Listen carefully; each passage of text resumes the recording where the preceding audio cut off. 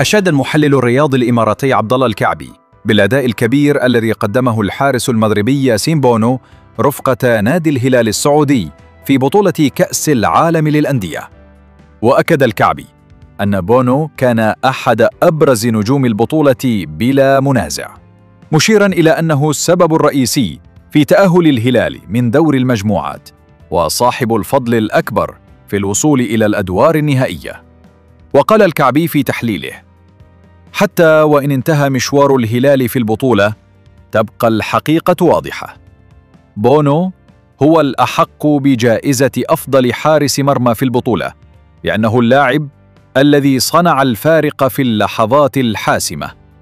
ولولا تصدياته البطولية لكانت رحلة الهلال انتهت مبكراً، خاصة أمام فريق كبير مثل مانشستر سيتي. ورأى الكعبي أن جوائز البطولة يجب أن تمنح لمن يقدم الإضافة الحقيقية فوق أرضية الملعب، وليس وفقاً للأسماء أو الانتماءات. وختم قائلاً: بونو نموذج للحارس العالمي الذي يجمع بين المهارة، الشخصية القيادية والروح القتالية.